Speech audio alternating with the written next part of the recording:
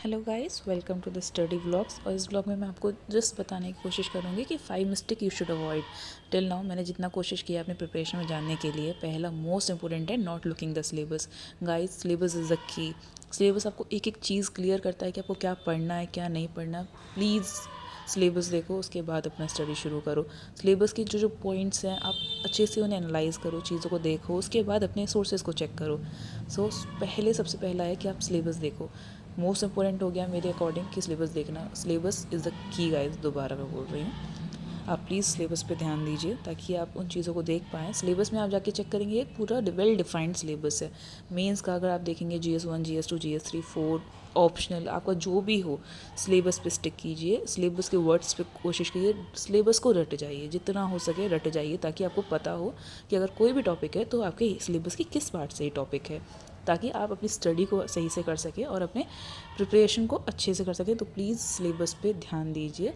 Syllabus का जो भी पॉइंट है आप कोशिश करिए कि सिलेबस ना आपको याद हो जाना चाहिए। For me second thing is not analysis PYQ। Guys, PYQ आपको सोर्स देते हैं, आपको बताते हैं कि आपको क्या पढ़ना है क्या नहीं पढ़ना है, UPSC क्या डिमांड करता है, UPSC क्या पूछता है। PYQ में आप एक बार PYQ एनालाइज़ कीजिए, चेक कीजिए कि PYQ कहाँ से, मतलब क्वेश्चंस किस एरिया से आ रहे हैं, किस टॉपिक से मोस्ट फ्रिक्वेंटली UPSC पूछ रहा है, किस तरीके के क्वेश्चंस पूछ रहा है। आपको ये सब नॉलेज PYQ से मिलेगी। गाइस, सिलेबस और PYQ ये आपकी स्टडी का मेन पॉइंट होता है, जिससे आप चीज़ों को पता चलता है, आपको पता चलेगा कि आपको किस तरीके से पढ़ना है। PYQ का सबसे बड़ी चीज़ है, आप जाके देखिए बहुत चीज़ें रिपीट होती हैं। आपको नहीं विश्वास होता, आप चेक कीजिए, क्वेश्चंस को चेक कीजिए, आपको रिपीट टॉपिक्स रिपीट मिलेंगे, थीम्स रिपीट मिलेंगी। मेन चीज़ें क्या होंगी, आपको एक और चीज़ें नहीं करनी है। जब PYQ आप पढ़ रहे हो तो ऑप्शंस जो है ना, उनके बारे में एक्सप्लेनेशन सही से पढ़ना है। आपको उन ऑप्शंस के बारे में पढ़ना है। UPSC चीज़ों को घुमा के वापस पूछता है। तो गाइस, PYQ मेरे अकॉर्डिंग आपको PYQ ना देखने चाहिए। टॉपर्स जितना भी बोलते हैं ना, वो फैक्ट है कि हाँ, एक चीज़ उनका कॉमन आपने देखा होगा, सिलेबस और PYQ। तीसरा मेरे अकॉर्डिंग आ जाएगा not sticking to the limited source. पता है सबसे ज़्यादा प्रॉब्लम क्या होती है सोर्सेज डिफाइन करने में। आप क्या कीजिए, एक बार बैठिए, 1-2 दिन लीजिए, आराम से लीजिए, सोर्सेज को अपने लिमिटेड कीजिए हर सब्जेक्ट के हिसाब से कि हाँ, मुझे ये सब्जेक्ट यहाँ से पढ़ना है, ये टॉपिक मुझे यहाँ से पढ़ना है, देन उस पर स्टिक कीजिए।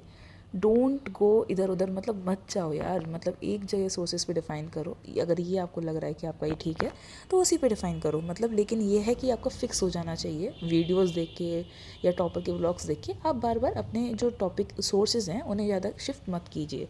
इससे आपको प्रॉब्लम होगी, आपको रिवीजन में तकलीफ होगी और आप चीज़ों को नहीं समझ पाएंगे।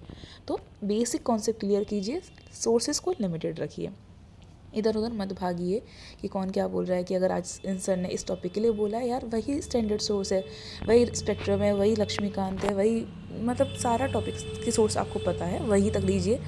चौथा मेरे अकॉर्डिंग है not taking the integrated approach. अब मेरे अकॉर्डिंग इसका क्या है कि आप ना UPSC में आप जो स्टडी है अपना और प्रिपरेशन है, आप उसको सेपरेट नहीं कर सकते हो। लाइक UPSC में प्रीलिम्स के लिए ये है, मेंस के लिए इंटरव्यू के लिए है। मेरे अकॉर्डिंग आपकी जो प्रिपरेशन है वो इंटीग्रेटेड होनी चाहिए। नो डाउट एग्ज़ाम से 3-4 महीने पहले आपको पूरा फुली फोकस हो जाना चाहिए प्रीलिम्स के लिए, लेकिन उससे पहले जैसे अभी जो टाइम है, अभी आपका इंटीग्रेटेड अप्रोच रह सकता है। 2023 के लिए भी अगर आप दे रहे हैं तो इंटीग्रेटेड, मतलब आप मेंस के साथ प्रीलिम्स को क्लब करके चीज़ों को पढ़ने की कोशिश कीजिए। ऑटोमेटिकली वो प्रीलिम्स में हेल्प करेगा। दूसरी बात ये है कि आप अगर भी अपना इंटरव्यू का भी अगर आपका हो तो मतलब आपको ना हर पॉइंट पे आपका अप्रोच सही होना चाहिए। आपका माइंड क्या बोलता है, आपको पॉइंट ऑफ व्यू क्या है किसी भी टॉपिक को लेके, वो सारी चीज़ें इंटीग्रेट। अब ये सब चीज़ें आपको न्यूज़पेपर से आ सकती हैं। जब आपको चीज़ों को पढ़ोगे, सिलेबस देखोगे, PYQ को एनालाइज करोगे, सब चीज़ें आपको समझ में आएंगी। तो मेरे अकॉर्डिंग आपको लेना चाहिए। फिफ्थ और जो लास्ट सबसे इंपॉर्टेंट मुझे लगता है, not giving the proper time for मॉक्स and revision. Guys, revision is a must. अगर आपको एग्ज़ाम क्लियर करना है, कोई भी चीज़ें क्लियर करनी है, रिवीजन इज़ द मस्ट। मतलब आपको जो भी पढ़े हो आपको वो रिवाइज़ करना ही पड़ेगा। आप लिमिटेड सोर्स रखिए, उन्हें ज़्यादा से ज़्यादा रिवाइज़ कीजिए। आपको लाइंस टू लाइंस चीज़ें पढ़नी, NCERTs हैं उसमें आपको ये बोला जाता है लाइंस टू लाइंस पढ़िए। मतलब इधर उधर ज़्यादा मत जाइए। आपका सोर्सेज लिमिटेड हो गया, PYQs आपने एनालाइज कर लिए, सब चीज़ें आपने कर ली, लेकिन ऐसा नहीं है कि आज आप ये पढ़ रहे आज दूसरा आपने छोड़ दिया कुछ महीनों के लिए। वो नहीं होता है गाइस।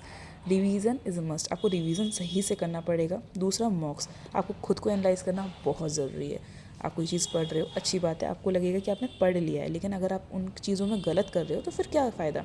आप मॉक्स दीजिए, एनालाइज़ कीजिए कि मेरी गलती कहाँ हो रही है, मैं कैसे क्वेश्चंस गलत कर रहा हूँ। तो मेरे लिए ये सब चीज़ें गाइस बहुत इंपॉर्टेंट है। तो ध्यान दीजिए, और इस व्लॉग में इतना ही। Thank you so much. I hope मैं आपकी कुछ हेल्प कर पाई हूँ। Thank you so much.